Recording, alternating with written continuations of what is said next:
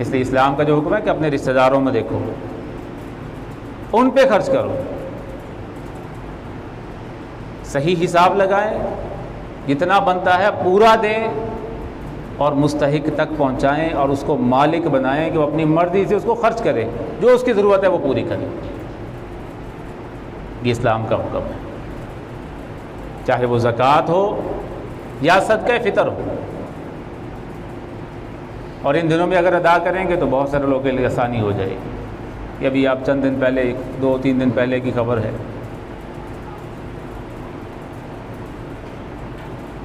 ایک والد نے اپنے 3 بیٹیوں کو قتل کر دیا۔ کس وجہ سے؟ کہ بیٹیوں نے باپ سے عید کے لیے نئے کپڑے مانگے، تینوں کو گولیاں مار دی، اور تینوں کی عمریں 6، 7، 8 سال، 9 سال کی، بس یہ اب کی بات ہے، اور چند دن پہلے کی بات اسی طرح کے واقعے کی۔ اب وہاں پہ ہو کیا رہا ہے کہ ہر آنے والا افسوس کر رہا ہے، اس کے باپ کو برا بھلا کہہ رہا ہے، یقیناً بنتا ہے، افسوس کرنا بھی بنتا ہے، اس کو برا کہنا بھی بنتا ہے، لیکن یہ کیا کافی ہے؟ کام اس سے آگے کرنے کا ہے کہ جب ہم اپنے بچوں کے لیے خریداری کر رہے ہوں تو ہمیں اپنے وہ رشتہ دار یاد کیوں نہیں ہوتے جو مستحق ہیں، کہ میرے خاندان میں فلاں ہے جو مستحق ہے، اس کے پاس وسائل نہیں ہے کہ وہ عید کے نئے کپڑے بنا سکے، میں اگر اپنے بچوں کے 4 جوڑے لے سکتا ہوں تو میں 3 لے دوں، ایک ان کے لیے لے دوں۔ کبھی سوچا؟ اب وہ جب وہ بچیوں کی لاشیں پڑی ہیں تو ویڈیو بنا رہے ہیں، افسوس کا اظہار کر رہے ہیں، لیکن یہ خیال کسی کو نہیں آ رہا کہ یہ ہمارا رشتہ دار تھا جس نے یہ کام کیا، اس نے کیا کیوں ہے؟ غلط کیا ہے، یقیناً غلط کیا ہے، لیکن یہ نوبت یہاں پہنچی کیوں؟ اگر اس کے محلے کے لوگ، اس کے اپنے رشتہ دار اس بات کا خیال رکھتے تو ممکن ہے کہ یہ نہ ہوتا۔ آئے دن ہم سنتے ہیں کہ اخراجات کے پورے نہ ہونے کی وجہ سے شوہر نے بچوں کو قتل کر دیا، اپنی بیوی کو قتل کر دیا، یا ان کو زہر دے دیا، یا بچوں اور بیوی سمیت نہر میں جا کے چھلانگ لگا۔ اب 100 ماتم کرتے رہیں، وہ واپس آئیں گے؟ ماتم کرنے سے کچھ نہیں بنے گا، اب افسوس کرنے سے کچھ نہیں بنے گا، ہمت کرنی ہوگی، کوشش کرنی ہوگی۔ اور قرآن نے تو ایمان والوں کی صفت بیان کی کہ وَيُؤْثِرُونَ عَلَىٰ أَنفُسِهِمْ وَلَوْ كَانَ بِهِمْ خَصَاصَةٌ، مومنین کی صفت یہ ہے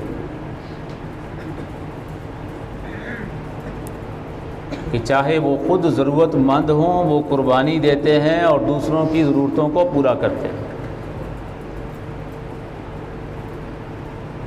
اسلام کا پیغام تو یہ ہے، پیغمبر دو عالم صلی اللہ علیہ وسلم نے یہی کر کے دکھایا ہے، صحابہ کرام نے یہی کیا ہے۔ بچپن سے ہم یہ واقعات سنتے ہیں کہ جنگ ہوئی، مجاہدین زخمی ہو گئے، جب ان کے پاس گئے تو سنا کہ وہ پانی مانگ رہا تھا، پانی پاس لائے، وہ بھی پی نہیں پایا تھا کہ ادھر سے آواز آئی کسی اور کی، انا العطش، میں پیاسا ہوں، پانی لے کے وہاں پہنچ گیا، اس نے کہا مجھے چھوڑو، اس کو پلا دو، مر رہا ہے خود۔ اس حالت میں بھی دوسرے کی فکر ہے، اور ہم کوئی فکر نہیں، کوئی پریشانی نہیں، دوسرے کی ضرورت کو پورا کر سکتے ہیں، پھر اپنے مال پہ یوں سام بن کے بیٹھے ہیں کہ جیسے یہ قارون کا خزانہ میں نے اپنے ساتھ قبر میں لے کر جانا۔ کیا وہ لے کر گیا؟ جو اکٹھا کر رہے ہیں وہ لے کر جائیں گے؟ اور کتنا مشہور جملہ ہے کہ جب کفن بنتا ہے تو اس میں جیب نہیں ہوتی، کہاں رہ جاتا ہے؟ یہاں کمایا، یہیں رہ گیا، ساتھ کیا گیا؟ ساتھ وہ گیا جو اس نے نیک اعمال کیے اور اپنے ہاتھ سے اللہ کے راستے میں جو خرچ کیا وہ گیا، اور اس کو انسان اپنے نامہ اعمال میں دیکھ لے گا وہ تھوڑا اس نے خرچ کیا یا زیادہ خرچ کیا، جو اس نے خرچ کیا۔ وہ اپنے نامہ اعمال میں دیکھ لے گا۔ اب یہ آخری عشرہ ہے، اس میں کوشش کریں کہ روزہ رکھنا ہے، کوئی چھوٹ نہیں ہے، نہ کسی مستری کے لیے، نہ کسی مزدور کے لیے، نہ کسی اور محنت کش کے لیے، نہ کسی ملازم کے لیے، کوئی چھوٹ نہیں۔ اگر چھوٹ ہے تو بیمار اور مسافر کے لیے بس۔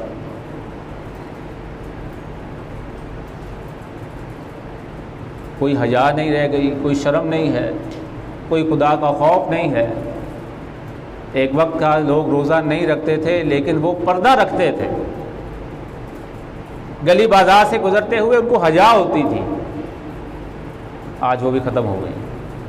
سر عام بازار چلی جائیں تو عورتیں بھی کھا رہی ہیں، ان کے ساتھ آنے والے مرد بھی پانی پی رہے ہیں سر عام کھڑے ہو کے۔ وہ سارے کیا غیر مسلموں کے محلے ہیں جہاں پہ ایسا ہو رہا ہے کہ وہ یہودی یا عیسائی ہیں یا ہندو ہیں؟ بازاروں میں جانے والے مسلمان ہی تو ہیں جو عید کی شاپنگ کر رہے ہیں۔ کس کی عید ہوگی؟ کہ رمضان کے روزے کس کے لیے ہیں؟ عید کب آتی ہے؟ جب روزے پورے ہوتے ہیں۔ اور پیغمبر دو عالم صلی اللہ علیہ وسلم نے ارشاد فرمایا کہ ہماری عیدگاہ میں نماز پڑھنے کے لیے وہی آئے کہ جس نے روزے رکھے ہوں۔ یا تو ارادہ کر لیں کہ ہم نے نماز پڑھنی نہیں ہے، یا جو دن رہ گئے ہیں اللہ سے توبہ اور استغفار کر کے باقی سارے روزے رکھیں تاکہ عید پڑھنے کے قابل ہو جائیں۔ سستی نہیں ہے کہ آخری دن آ گیا بس ٹھیک ہے، بس یہ 20-22 دن رکھ لیے ہیں، اب کوئی بات نہیں ہے، رکھ لیں، چھوڑ دیں، بازار جانا ہے، شاپنگ کرنی ہے، گرمی پڑی ہے، کوئی اختیار نہیں ہے۔ بلکہ یہی تو کمائی کے آخری دن ہے۔ ہر بندہ یہی کہتا ہے نا، مہینہ پورا ہو رہا ہے، حساب کرنا ہے، سیزن لگانا ہے، رمضان لگانا ہے، یہی کہتے ہیں سب لوگ۔ کمانا ہے بھئی، روپیہ پیسہ کمانا ہے تو آخرت کے لیے نیکیوں کی ضرورت نہیں، وہ اتنی کما لی ہیں کہ اب آخری عشرے میں ضرورت ہی نہیں رہ گئی۔ حالانکہ رمضان کے تینوں عشروں میں سے تیسرا عشرہ سب سے زیادہ قیمتی ہے، اس لیے کہ پہلے میں گناہ معاف ہونے ہیں، اللہ کی رحمت ملنی ہے، آخری عشرے میں اللہ نے ہمارے لیے جہنم سے خلاصی کا فیصلہ کرنا ہے۔ اس کی پرواہ کوئی، نہ روزہ رکھ رہے ہیں، نہ نماز پڑھ رہے ہیں، نہ قرآن کی تلاوت کی فکر ہے، سارا دن گپوں میں، سارا دن سو کے، سارا دن ٹی وی دیکھ کے، جھوٹ غیبت میں گزار کے، اور سمجھ رہے ہیں کہ ہم نے رمضان حاصل کر لیا، میں مر گیا تو سیدھا جنت میں جاؤں گا۔ یہ حق بھی تو ادا کرنا ہے۔ رسول اللہ نے یہ تھوڑی کہا کہ جس کو رمضان مل گیا وہ جنت میں جائے گا، بس وہ روزہ نہ رکھے، بس وہ نماز نہ پڑھے، وہ اللہ سے توبہ استغفار نہ کرے، وہ نیک کام نہ کرے، وہ زکوٰۃ نہ دے، وہ صدقہ کیا ایسا کہا رسول اللہ صلی اللہ علیہ وسلم؟ پڑھ کے دیکھ لیں، جو تعلیم ہے اس کے مطابق عمل کریں۔ یقیناً رمضان نجات کا ذریعہ ہے، لیکن کس کے لیے؟ رمضان میں مرتے تو کافر بھی ہیں۔ اگر کہیں کہ جہنم کے دروازے بند کر دیے گئے تو پھر کافر بھی جنت میں جا رہا ہے۔ یہ شیطانی وسوسے ہیں۔ اعمال کی طرف آئیں اور صحیح اعمال کی طرف آئیں، اور نیک اعمال کی فکر اپنے دماغ میں بٹھائیں، اور یہ فکر کریں کہ یا ساتھ دعا کریں کہ یا اللہ جس طرح مجھے رمضان کے مہینے میں یہ تھوڑے اعمال کی تو نے فکر دی اور ہمت دی، باقی سال بھی اسی طرح ہمت اور فکر دیے رکھنا۔ اور حقیقت میں رمضان ہوگا ہی اس کا کہ رمضان کا مہینہ گزر جائے لیکن اس کے نیک اعمال ویسے کے ویسے چل رہے ہوں۔ یہ رمضان میں ہمارے روزے اور نمازوں کی قبولیت کی علامت ہوگی۔ اب یہ ہماری مرضی ہے کہ ہم نے قبول کروانے ہیں یا نہیں کروانے۔ اللہ رب العالمین ہمیں نیک اعمال